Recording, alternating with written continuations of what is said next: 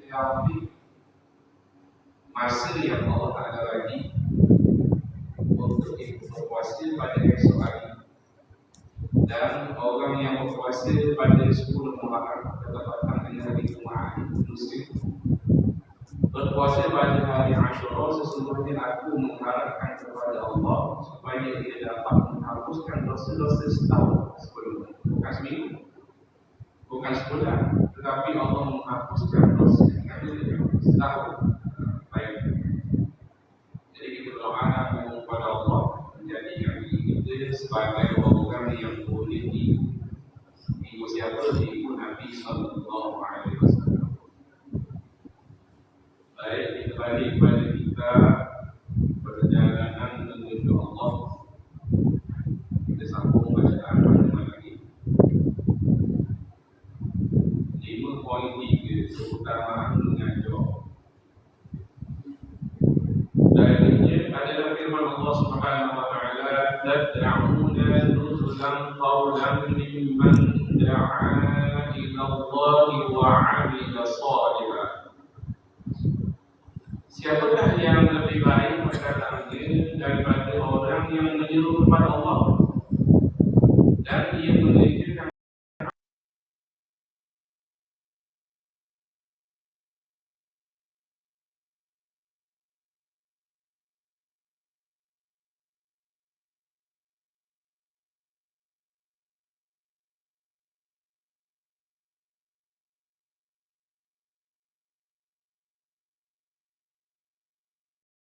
hatinya kepada Allah, mengambil janji daripada orang-orang yang telah diberikan kitab. Betulkah kamu menjelaskan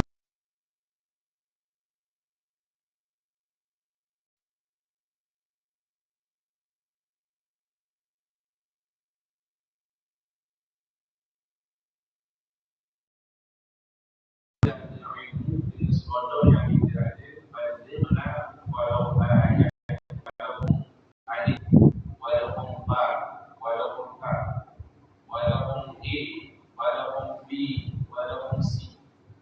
Dia sebagai seorang cikgu, orang jauh kepada mungkin kita, mungkin kita itu berkenal nombor 1, nombor 2, nombor 3, sampai nombor 10, sampai nombor 100. Itu adalah kita kembali ke rahmatullah, balik di sisi Allah. Jadi ilmu yang kita ada semasa hayat kita itu, mungkin kita boleh, mungkin kita 1,000 orang, sekolah bentuk 5,000 orang, sekolah menengah 10,000 orang, semua kenal sebab kita ada dari nombor 1 sampai nombor 10. Bila dia punya, dia sembahyang masmur, dia tengok orang sembahyang kali, orang aku kita tak perlu lagi, kita tak mesti lagi. Jadi oleh kerana kita ajar dia dengan kredit $3 sama dengan 1. Oleh kerana dia $3 sama dengan 1. Oleh kerana ada ilmu matematik, walaupun ilmu matematik itu bukanlah ilmu yang menjadikan dasar pada fardu ain, tapi dia praktik pada kaedah fardu ain dapat pahala yang berpanjangan. Baik walaupun nombor 1 lebih. Aku tahu lagi orang dalam dekat, orang buka kitab tengok bila muka surat kitab malam ni 50. Orang buka Al-Quran, muka surat 54, orang buka 54. Oleh kerana kita ajar nombor 1, nombor 2, nombor 3, nombor 4, dapat lagi. Walaupun kita kembali kepada Allah Ta'ala. Baik. Jadi kita membaca ayat tersebut, Rasulullah SAW bersabda, Allah tidak menganugerahkan ilmu kepada orang yang alim kecuali dia mengambil janji daripada itu, sebagaimana janji yang diambil daripada para nabi, yaitu janji untuk menjelaskan ilmu tersebut dan tidak menyembunyikannya. Jadi amanah yang sangat besar bagi orang yang ada ilmu supaya mengajarkan ilmu itu kepada orang yang lain. Kalau tak ilmu tak sampai kepada orang lain, menjadi perkara pada orang yang ada ilmu itu terjejas kepada amanah yang sedang dipegang. Amanah amal ni tak lagi amanah ada ilmu. Bila dia ada kuasa-kuasa pun dia kena sepok ilmu yang dia ada. Baik. Rasulullah SAW bersabda ketika memutuskan Muaz radhiyallahu anhu ke Yaman. Yaman sebelah mana? Yaman sebelah selatan. Sebelah bawah. Sebelah bawah daripada Baitul Mukarramah.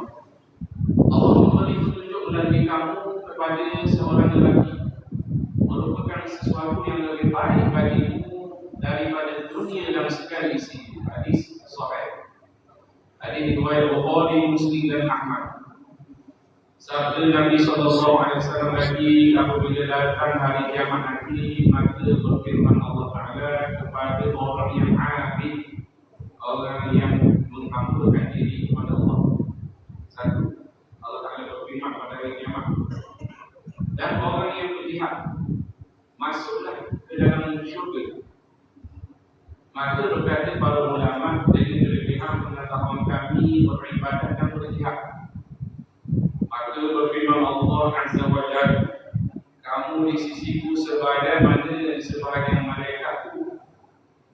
Maknanya kata sini darajat orang yang ada ilmu dan mengamalkannya dan menyebarkannya di sisi Allah Subhanahu wa Ta'ala sebagaimana sebahagian para malaikat.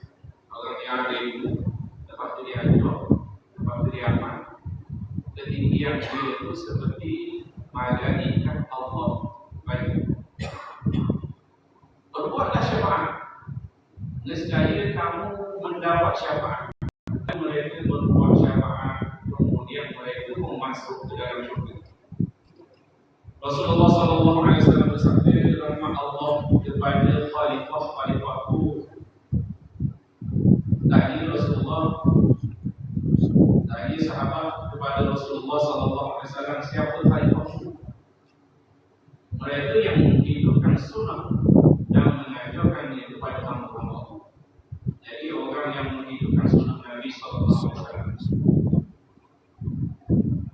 Saya pada 3 tempat saya sekolahkan, ada seorang buku masuk dalam kelas. Dia masuk dalam kelas, dia tak mengajar agama Islam. Kita ada pendidikan syariah Islam. Masa itu sekolahkan dia ada pendidikan syariah Islam. Buku ni itu lagi, sekarang ni buku saya ni itu lagi. Dia mengajar saya itu pada kita itu ekonomi asal. Dia bernasab. Masa saya dekat rapat. Bila dia masuk dalam kelas, hari pertama masuk dalam kelas mengajar, dia tanya sekalian mana murid dia. Disuruh hanya murid dia diri. Dia tanya apa sunnah Nabi SAW. Dia pun nombor dia akan solat pada jemaah.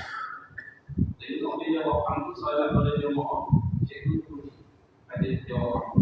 Dan bila cikgu terdengar solat pada jemaah, dia pun explain dan mengajar ekonomi asal pada itu.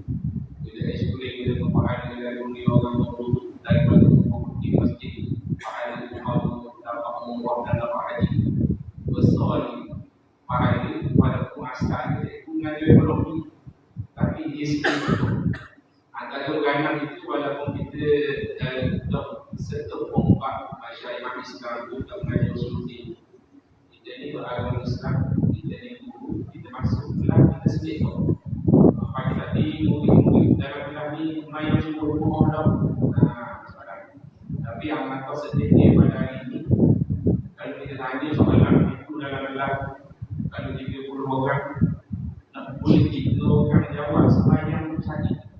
Boleh jawab 3 orang, aku semayang sakit. 3 orang, 4 orang, kadang-kadang 30 orang dalam kelas. Satukan. Baik. Jadi Rasulullah SAW bersabda,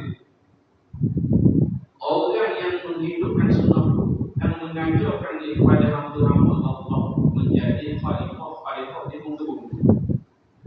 Bersabda Isa alaihissalam, barang siapa yang berilmu serta beramal, ada ilmu lepas itu beramal pula,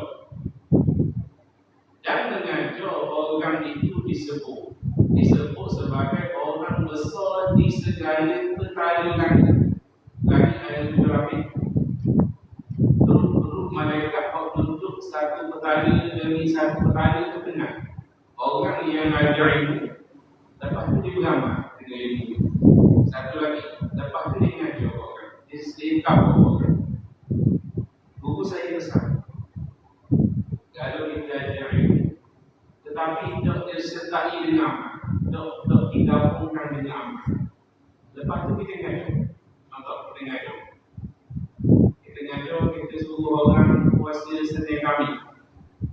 Tapi kita puasa Senin Khamis.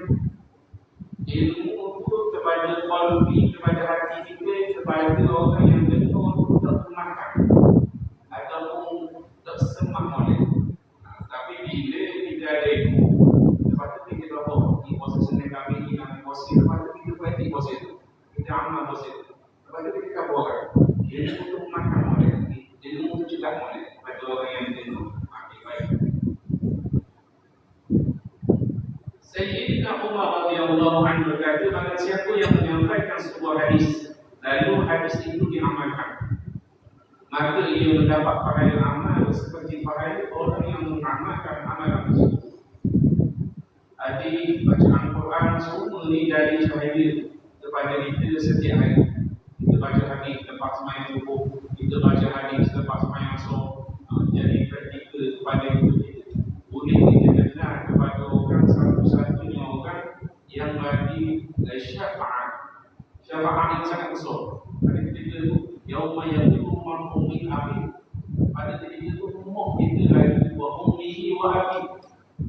Moh kita ada dunia baik sangat dengan kita, ayat kita baik sangat dengan kita, merupakan hati masuk surga, menengok daripada kecek balik itu. Tapi pada satu hari nanti kita jumpa tembok, kita ketemu lagi. Kita jumpa ayat kita pun kita jumpa tembok. Awang kita buat kita nopi lantai sama atas dunia. Jumpa di yaumul akhirah lagi. Takut ambil pahala. Takut kawan kita jumpa kita di yaumul akhirah tu ambil pahala kita. Baik. Berkata Ibnu Abbas radhiyallahu anhu, orang yang mengajar kebaikan kepada orang banyak, yakni orang ramai, nescaya kalau kita kata sebut nescaya ataupun sebut maka, ia ditolak. Nescaya ini ampun dosanya oleh segala sesuatu, hatta ikan di dalam laut. Bukan kalau ikan dalam pocong mungkin tak ada kena. Mana pula pocong? Ikan di dalam pocong, kok menurut lagi lah. Untuk ikan, untuk hidup, laut ikan. Ikan-ikan itu mau mampu kepada siapa? Orang yang beritahu perkara yang baik kepada orang ramai. Berkata Yahya bin Mu'az, ulama itu lebih mencintai umat Nabi SAW daripada ibu bapa mereka sendiri. Lalu orang menanyakan bagaimanakah sedemikian? Yahya menjawab, sebabnya ibu dan bapanya menjaganya daripada neraka dunia.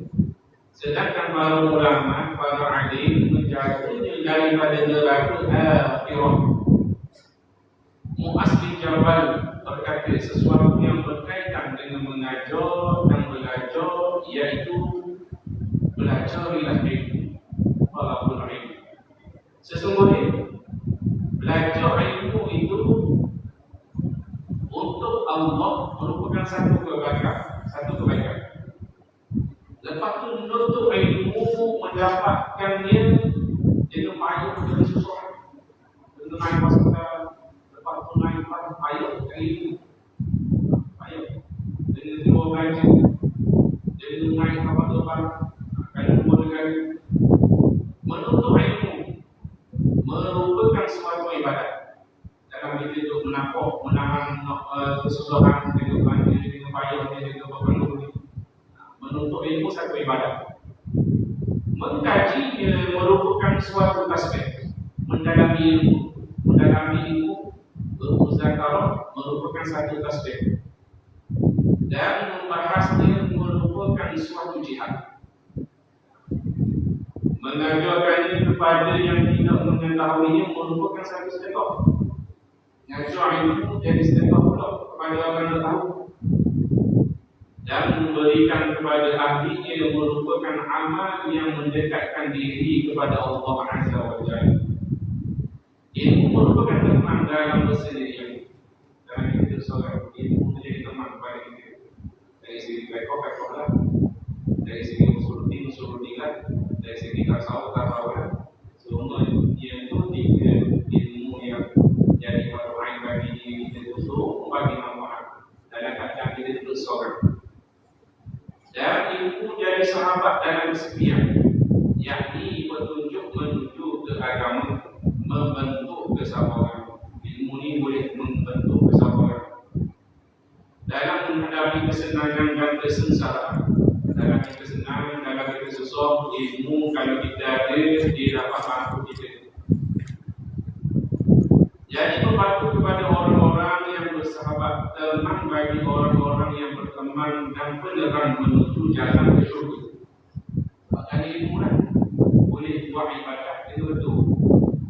Kalau ada ilmu, dah tahu ibadat itu betul salah. Dia tetap ni, kalau masuk ni kita tahu dua, kita tahu tiga lagi. Dia tetap. Waktu kita masuk lagi, Pak mula-mula dalam kitab fiqh.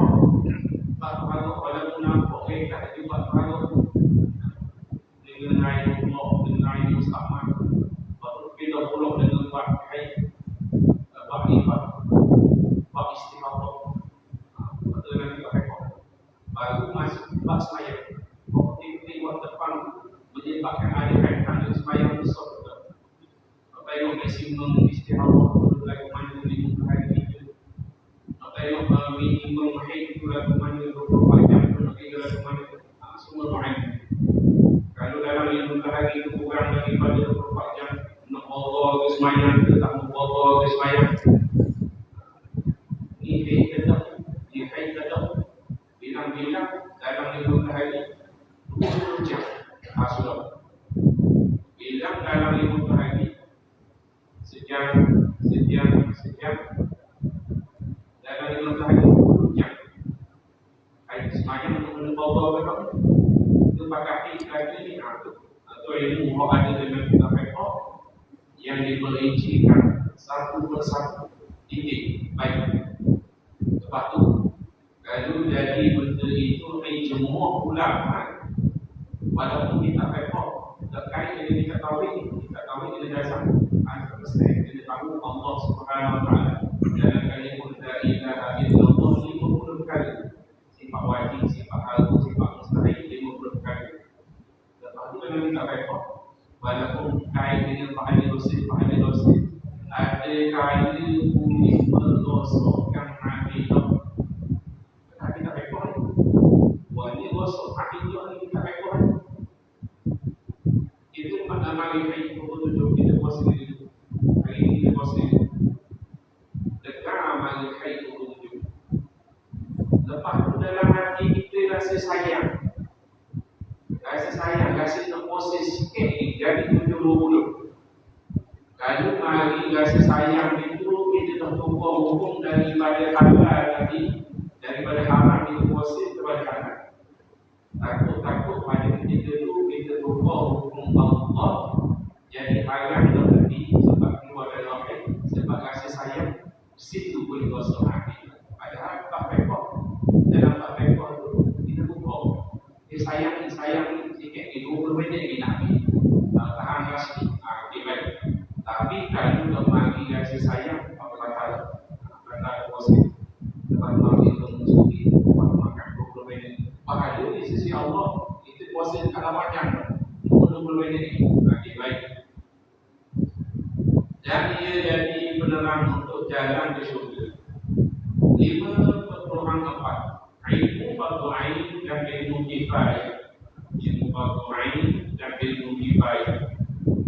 Rasulullah SAW bersabda, menuntut ilmu adalah wajib bagi setiap muslimin dan muslimah. Hadis sahih riwayat Ibnu Majah atau Bukhari dan Ibnu Ya'la. Maksud hadis tersebut adalah seseorang wajib menuntut ilmu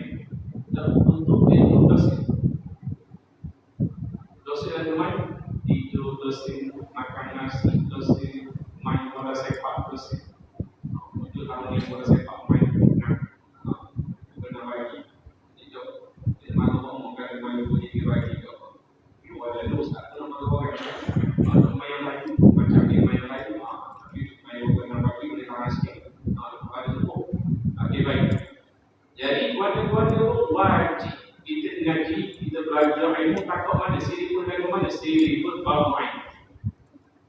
Masuk hari tersebut, adakah seseorang wajib ketika lelaki, ketika kuat untuk menuntut ilmu seiring dengan akil balik ke Islam sendiri. Mari akil balik kita berdoa. Mari 9 tahun Muhammadiyah, mari dakwah ataupun sebelum 9 tahun Muhammadiyah, mari dakwah. Beza sebelum 9 tahun Muhammadiyah jadi pasak tu dia boleh betul. Kalau selepas 9 tahun Muhammadiyah, nak bilang 9 tahun Muhammadiyah tu ada beza pun. Jadi tahun ni lagi itu lagu mana? Tahun Muhammadiyah ni kurang 10 hari ataupun kurang 10 hari. Baik daripada setahun Muhammadiyah. Salah satunya adalah mempelajari syahadat. Bedanya la ilaha illallah Muhammadur Rasulullah. Banyak dalam kalimah la ilaha illallah. Kalau ambil ucapan 20 perkara wajib di sisi Allah, mustahil orang itu ada satu harus 41 di situ. Lepas tu lagi Muhammadur Rasulullah. Ada 4 yang wajib di sisi Rasul. Lepas tu lagi yang lawan yang 4 tadi mustahil. 4 cabut 4 wajib di sisi Rasul, 4 mustahil di sisi Rasul. Jadi 8. Ada satu yang harus jadi 9 cabut 41 tadi ada 50 benda.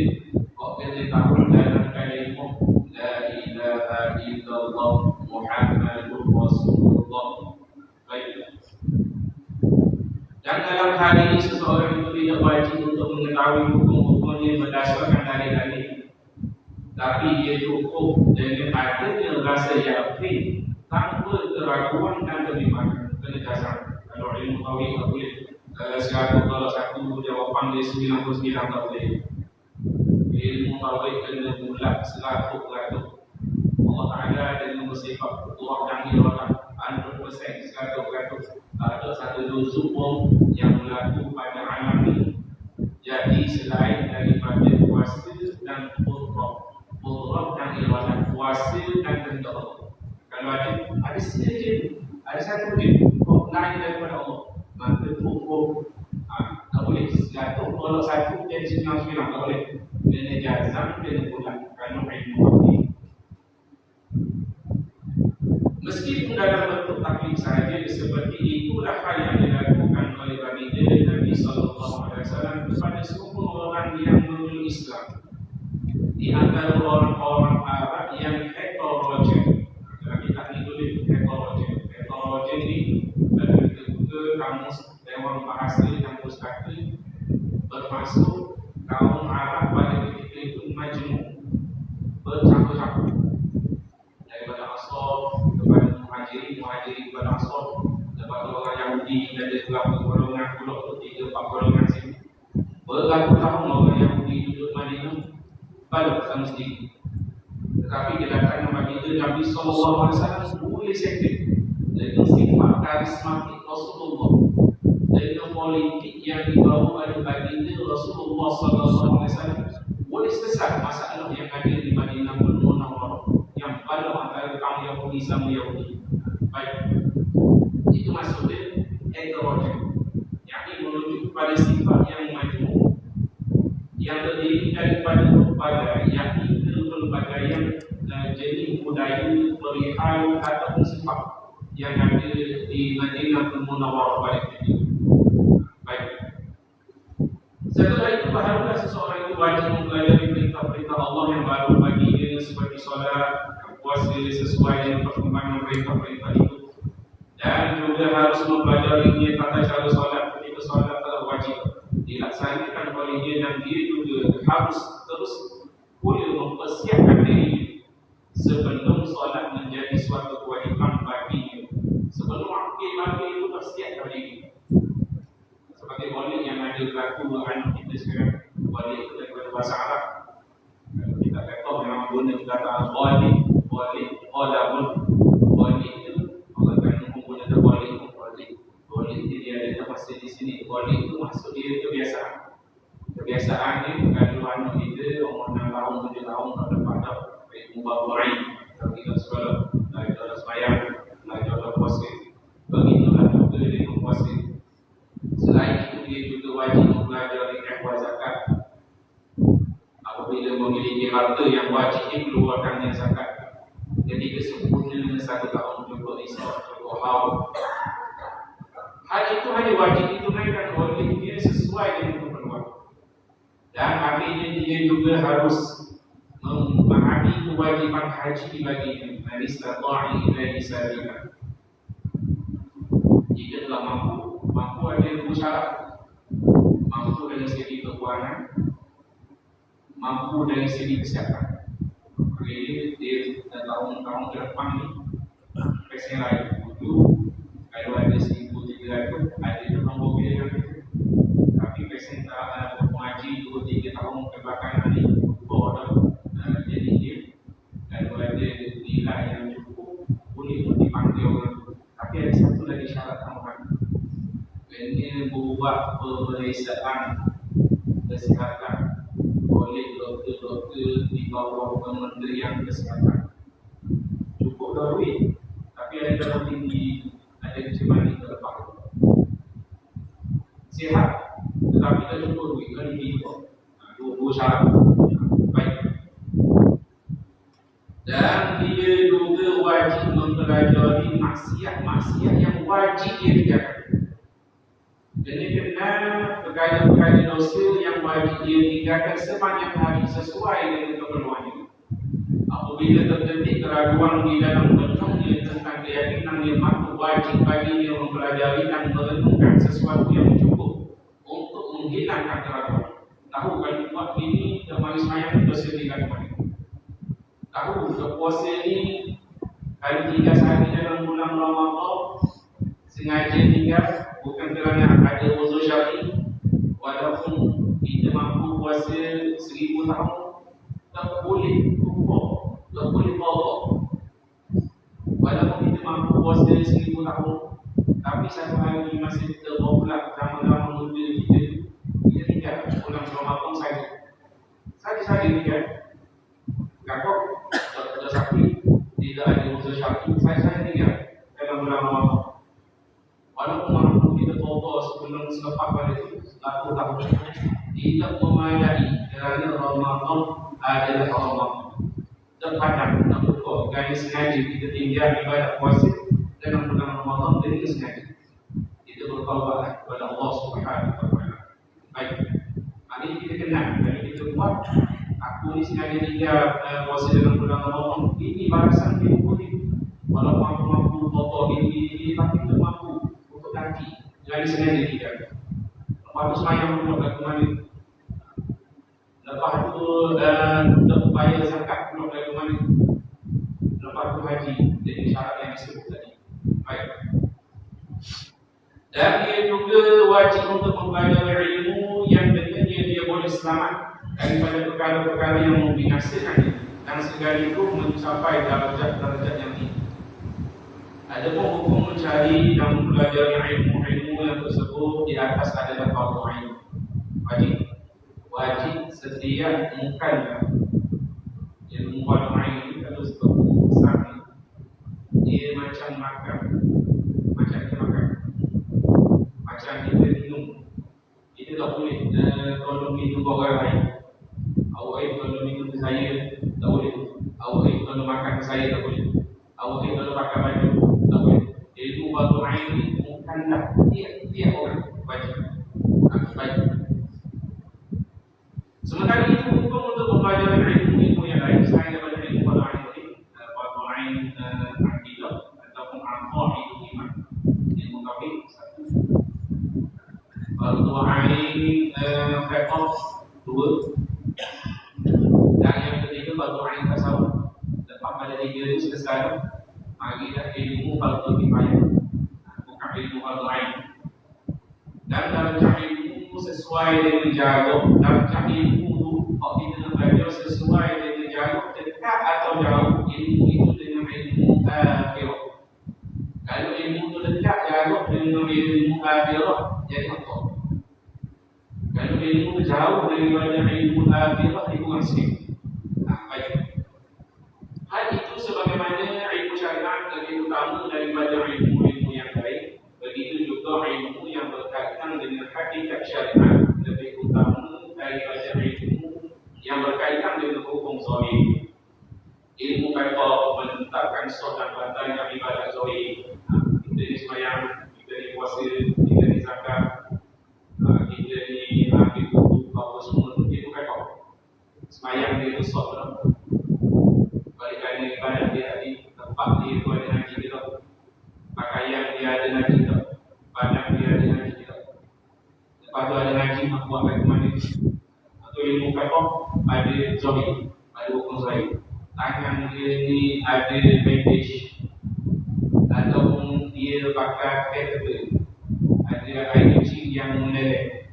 Kalau korang tadi disebut istighfar, orang kata dalam kitab fiqh disebut silisul baul, keluar masi yang berterusan, keluar mani yang berterusan. Kitab fiqh ni tak boleh air kecil, keluar kemih yang berterusan. Nak buat lagu mana ni?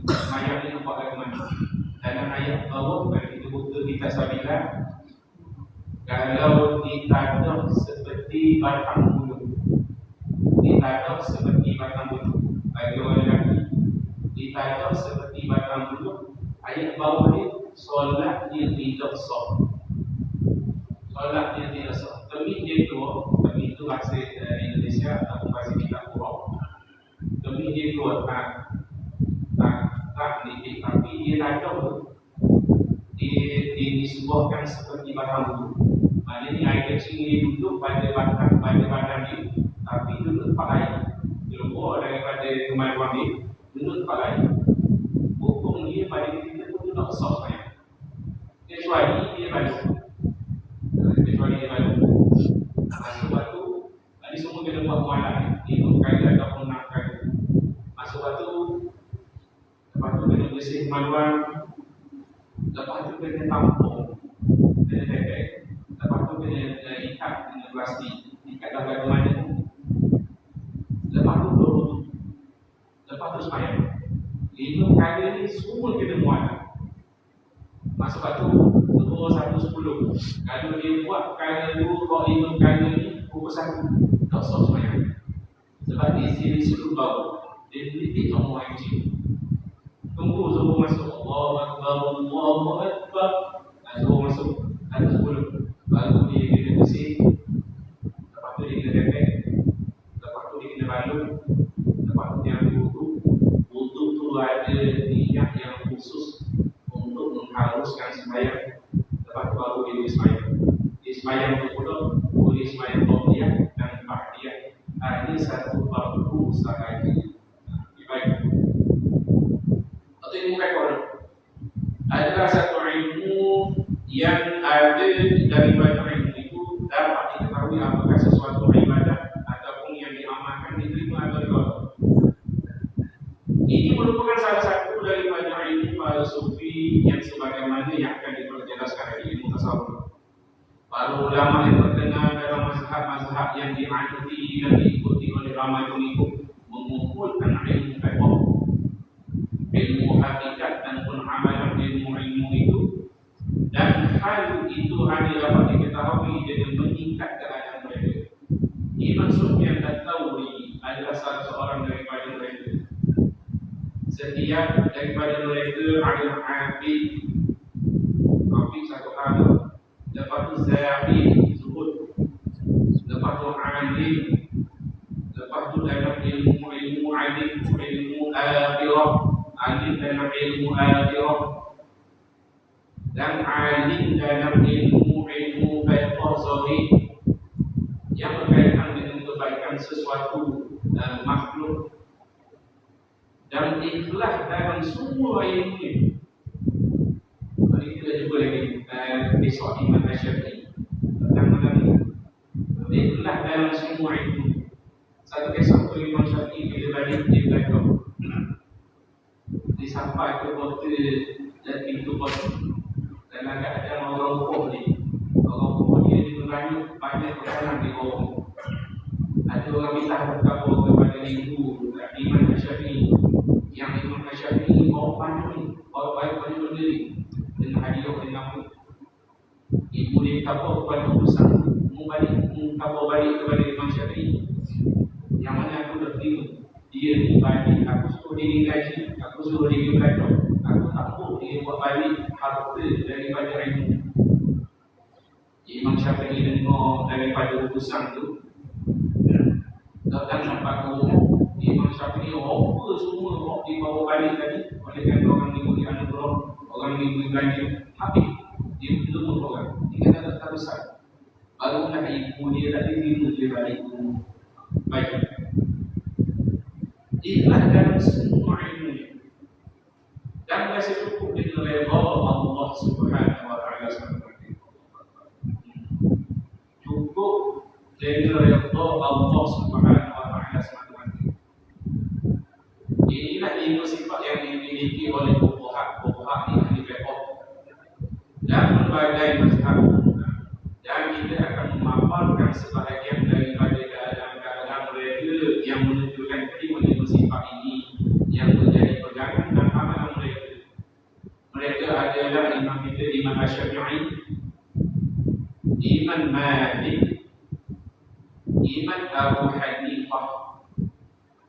Imam Syafi'i, Imam Malik, Imam Abu Hanifah. Tiga orang itu dalam kitab yang disebut sebagai imam-imam mazhab. Yang pertama, dinukilkan Imam Syafi'i. Satu bukti yang saya ada menunjukkan bahawa Imam Syafi'i adalah seorang alim, ialah dia membahagikan malam. Malam Imam Syafi'i, dia bahagi malam jadi 3 bahagian.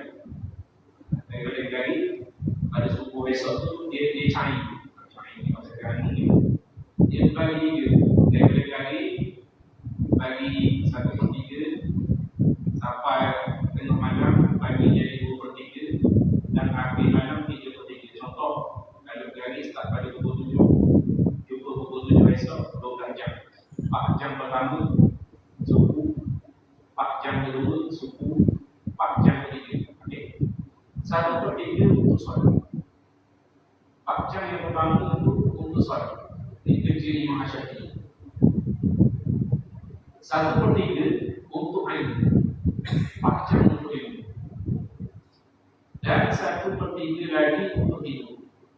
Bermaksud sini ada itu kaedah, ada 12 jam malam tu daripada pukul 7 sampai pukul 7 esok, 12 jam atau 11 jam. Imam Syafi'i ambil masa untuk tidur malam 3 atau 4 jam. 3 jam atau 4 jam. Orang lain semayang 1/3. 1/3 lagi digunakan untuk buat kajian ilmiah, untuk buat menadar ilmu ataupun menukilkan ilmu. Baik. Dan adalah Imam Syafi'i mengkhatamkan Al-Quran dalam bulan Ramadan 60 kali, semuanya di dalam solat. Imam Husain Al-Kharabishi berkata, tidak hanya sekali aku bermalam bersama Imam Syafi'i. Sahabat kepada Imam Syafi'i nama Husain bin Al-Kharabishi. Dia biasa menunaikan solat pada malam hari dan dia melaksanakan solat selama yakni sekitar 1/3 malam. 1/3 malam.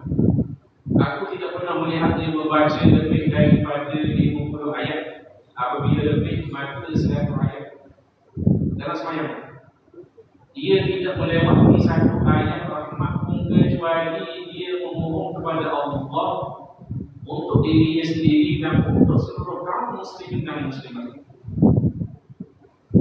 Dia tidak melewati 1 ayat azab.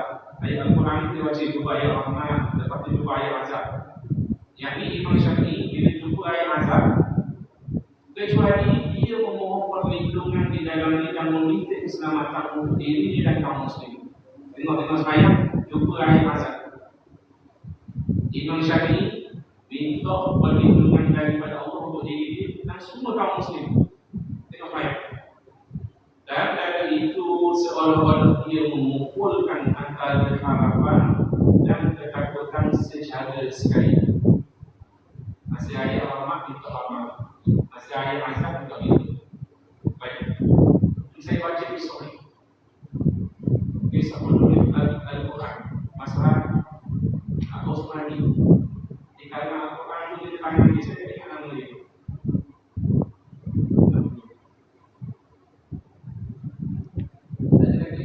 Rasa dia masih hidup. Di kalangan Al-Quran, dia di tangan dia sendiri. Bila sampai ayat rahmat tu, tangan dia tu gengang dan dia memiliki, dia suka. Tapi bila di tangan ayat Al-Quran, bila sampai kepada ayat malu kaki, sampai kepada ayat azab, tangan dia tulis ayat Al-Quran tu ketok. Tak boleh lebih tulisan dia. Sampai dia zauk dia kepada Allah Subhanahu Wa Taala. Bila sampai ayat azab, aku ketok lagi dia. Dalam dia tulis ayat Al-Quran yang berupa ayat ancaman. Kalau sampai ayat rahmat, ayat yang mendatangkan rahmat kepada orang, kepada manusia yang makhluk, dia boleh tulis. Datang dengan tangan dia. Okey, baik. Nanti saya bagi dalam video. Lihatlah bagaimana Imam Asy-Syafi'i hanya membaca 50 ayat sahaja. Dan hal ini menunjukkan bahawa dia mendalami dan menemukan rahsia-rahsia Al-Quran. Dan Imam Syafi'i berkata, aku tidak pernah makan sendirinya. Sejak 16 tahun yang lalu kerana yang dapat memberatkan badan, menjelaskan hati, menghilangkan kecerdasan, mendatangkan rasa mengantuk dan melemahkan diri dalam beribadah.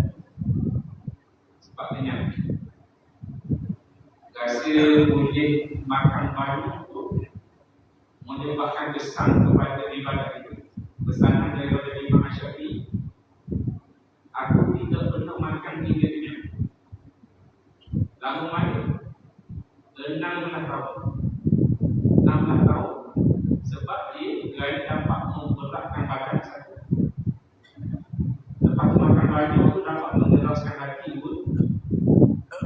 Lepas tu makan banyak tu dapat menghilangkan kecerdasan diri dan dapat mendatangkan rasa mengantuk